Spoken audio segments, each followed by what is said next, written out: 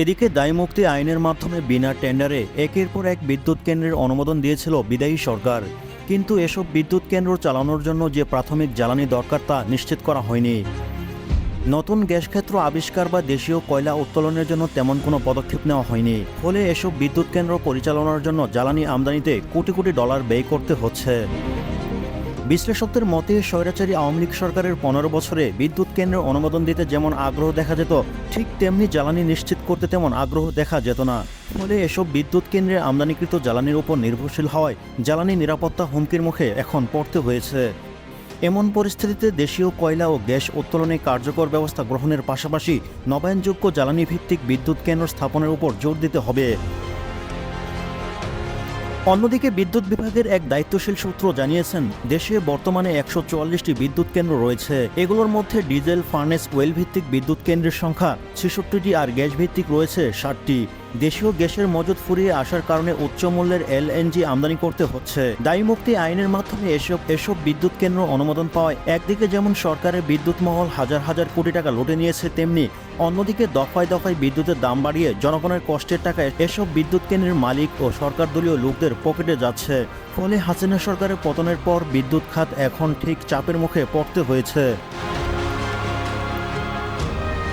এদিকে গেল 5 আগস্ট ছাত্র জনতার আন্দোলনের মুখে স্বৈরাচারী শেখ হাসিনা পালিয়ে যাবার পর গঠিত অন্তর্বর্তীকালীন সরকার প্রথমে কালো আইন রহিত করার উদ্যোগ নিয়েছেন। এই কালো আইনের মাধ্যমে যেসব বিদ্যুৎ কেন্দ্র বা প্রকল্প অনুমোদন ছিল সেগুলো যথাযথ প্রক্রিয়া করা হয়েছে কিনা তা যাচাই করার জন্য একটি কমিটি গঠন করা হয়। তবে বিশ্লেষকদের মতে নবায়নযোগ্য জ্বালানি ভিত্তিক বিদ্যুৎ কেন্দ্র প্রকল্পগুলো চালু থাকলে একদিকে প্রাথমিক জ্বালানির উপর নির্ভরতা কমে যাবে, অপরদিকে সমপরিমাণ বিদ্যুৎ কেন্দ্র চালানোর জন্য যে জ্বালানি আমদানি বৈশ্বিক মুদ্রা ব্যয় হতো তা সাশ্রয়ী হবে। জানা যায়, বিগত সরকার 31টি নবায়নযোগ্য জ্বালানি নির্ভর বিদ্যুৎ প্রকল্প অনুমোদন করছিল। এসব বিদ্যুৎ প্রকল্পের আগ্রহপত্র ইস্যু করা হয়। এ বিষয়ে বিদ্যুৎ বিভাগের জ্যেষ্ঠ সচিব হাবিবুর রহমান জানিয়েছেন, বর্তমান সরকার এসব প্রকল্প বাতিলের উদ্যোগ নিয়েছে। ফলে নবায়নযোগ্য বিদ্যুৎ প্রকল্পগুলো থেকে প্রায় $5 বিলিয়ন প্রত্যক্ষ বিদেশি বিনিয়োগের সম্ভাবনা অনিশ্চিত হয়ে পড়ে। এক সমীক্ষা অনুযায়ী ইস্যুকৃত 31টি নবায়নযোগ্য প্রকল্প থেকে 2768 মেগাওয়াট পাওয়ার বিদ্যুৎ পাওয়া যাবে। আর এ সমপরিমাণ HFO সেপ্ট বিদ্যুৎ উৎপাদন করতে প্রতি বছর $820 মিলিয়ন বা 97,9,700 কোটি টাকা বাড়তি ব্যয় করতে হবে। অর্থাৎ নবায়নযোগ্য বিদ্যুৎ প্রকল্প থেকে বিদ্যুৎ উৎপাদন করলে 9,700 কোটি টাকা সাশ্রয় হবে। টিম টিআরসি হৃদয়ে ধারণ করে বাংলাদেশ। দ্য রিয়েল কনসালটেশন, স্বচ্ছ ভ্যাট আইনে দক্ষ ন্যায্য ভ্যাট প্রদানে। জানতে চাইলে Bangladesh sustainable and renewable energy অ্যাসোসিয়েশনের জ্যেষ্ঠ সভাপতি মোহাম্মদ আল মাহমুদ বলেন, যেমন চীন, ফ্রান্স, মালয়েশিয়া, সিঙ্গাপুর, দক্ষিণ কোরিয়া, জার্মানি, জাপান, মার্কিন যুক্তরাষ্ট্র ও সংযুক্ত আরব আমিরাত সহ 50টির বেশি বিদেশি বিনিয়োগকারী নবায়নযোগ্য বিদ্যুৎ প্রকল্প উন্নয়ন ও বাস্তবায়নে সক্রিয়ভাবে নিযুক্ত রয়েছে। তিনি বলেন, উল্লেখিত 31টি এলওআই প্রায় বিনিয়োগপ্রাপ্ত নবায়নযোগ্য বিদ্যুৎ প্রকল্পের উন্নয়ন ও বাস্তবায়নের জন্য বাংলাদেশে অল্প সময়ের জন্য সেবাকারী খাত থেকে কমপক্ষে $5 বিলিয়ন সরাসরি বৈদেশিক বিনিয়োগ পেতে যাচ্ছে। ইতিমধ্যে বিনিয়োগকারীরা ওই প্রকল্পগুলো বাস্তবায়নের জন্য $200 মিলিয়ন বিনিয়োগ করছে, যার মধ্যে রয়েছে জমি কেনা এবং 31টি নবায়নযোগ্য বিদ্যুৎ প্রকল্প বাস্তবায়নে অনন্য পদক্ষেপ।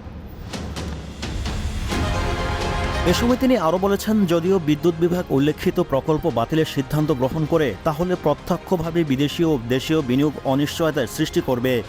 এ পরিস্থিতিতে বিএসআরইর পক্ষ থেকে বিদ্যুৎ বিভাগকে মোস্তফা মাহমুদ কিছু সুপারিশ করেছেন। এতে তিনি উল্লেখ করেছেন যে বিদ্যুৎ বিভাগ থেকে প্রাপ্ত এলওআই এর শর্তাবলী অনুযায়ী প্রকল্প উদ্যোক্তারা জমি অধিগ্রহণ, লজিস্টিক সম্প্রসারণ, পরিশোধিত মূলধন সহ প্রকল্প বাস্তবায়নের প্রতিক্রিয়া চালিয়ে যেতে হবে। প্রতিযোগিতামূলক বাজার মূল্য এবং নো ইলেকট্রিসিটি নো পেমেন্ট ভিত্তিতে আলোচনার মাধ্যমে প্রকল্প শুল্ক অনুমোদন করা হয়েছিল। লেটার অফ ইন্টেন্ট প্রক্রিয়াটি আবার প্রথম থেকে শুরু করা হলে কমপক্ষে 1 বছর বা তার বেশি সময় নিতে পারে। ফলে বিনিয়োগকারীদের মধ্যে হতাশা ও নিরুৎসাহ তৈরি হতে পারে বলে বিএসআরই এর জ্যেষ্ঠ সভাপতি এমন কথা জানান।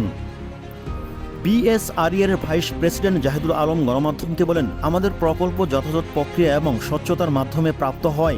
দেশের উন্নয়ন ও বাস্তবায়নের জন্য এই প্রকল্পগুলোর কার্যক্রম অব্যাহত রাখতে প্রধান উপদেষ্টার প্রতি সদয় দৃষ্টি কামনা করছি।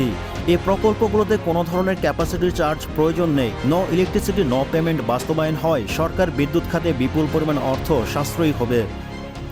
সরকারের বিদ্যুৎ খাতে বিপুল পরিমাণ অর্থ সাশ্রয় করা যাবে।